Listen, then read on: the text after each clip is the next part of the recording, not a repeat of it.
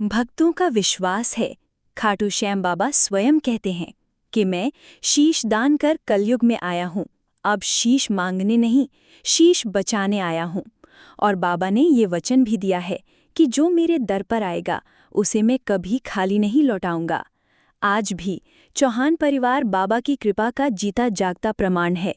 खाटू धाम में बाबा ने उन्हें वरदान दिया था कि तुम जिसे सहारा दोगे वहाँ मेरा भी साथ होगा, तुम्हारा सहारा मेरा सहारा होगा। इसीलिए आज पूरा संसार श्याम बाबा को एक ही नाम से पुकारता है, हारे का सहारा खाटू श्याम हमारा। खाटू श्याम जी की कथा।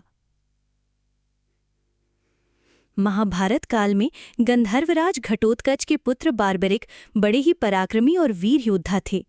वे बहुत कम आयु में ही अद्भुत शौर्य के धनी हो गए थे।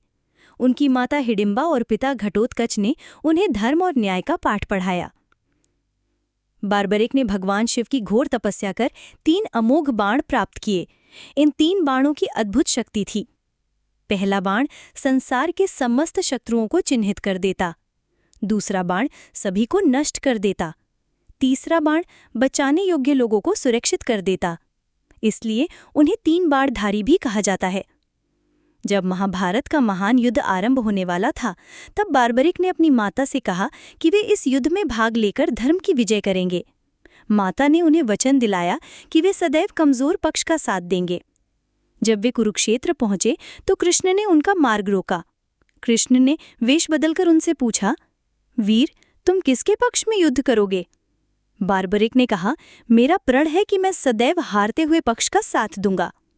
श्री कृष्ण ने मन ही मन विचार किया कि ये वीर अद्वितीय है, पर यदि ये युद्ध में उतरेगा तो पल पल में पक्ष बदलने के कारण संतुलन बिगड़ जाएगा और महाभारत का परिणाम ही बदल जाएगा। तब श्री कृष्ण ने उनसे दान मांगा। वे बड़े दानी थे, तुरंत बोले, मांगो प्रभु, क्या चाहते हो? श्री कृष्ण ने कहा, मुझे तुम्हारा शीश चाहिए। बार्बरिक ने बिना विचलित हुए अपना सिर दान कर दिया। उनका शीश कुरुक्षेत्र की युद्ध भूमि में एक ऊंचे टीले पर रख दिया गया ताकि वे संपूर्ण युद्ध देख सकें। युद्ध समाप्त होने पर श्रीकृष्ण ने बार्बरिक से पूछा, तुम्हारी दृष्टि में ये विजय किसकी रही? बार्बरिक ने उत्तर दिया, मैंने देखा कि इस पूरे युद्ध में केवल श्रीकृष्ण ही अपने सुदर्शन चक्र से सबका संहार कर रहे थे, शेष सभी तो उनके उपकरण मात्र थे। इस उत्तर को सुनकर श्रीकृष्ण प्रसन्न हुए और वरदान दिया, कलयुग में तुम मेरे ही रूप श्याम नाम से पूजे जाओगे। लोग तुम्हें सच्चे मन से याद करेंगे और उनकी सभी मनोकामनाएं पूर्ण होंगी। यही बार्बरिक आगे चलकर खाटू श्याम जी कहलाए और राजस्थान के सीकर जिले के खाटू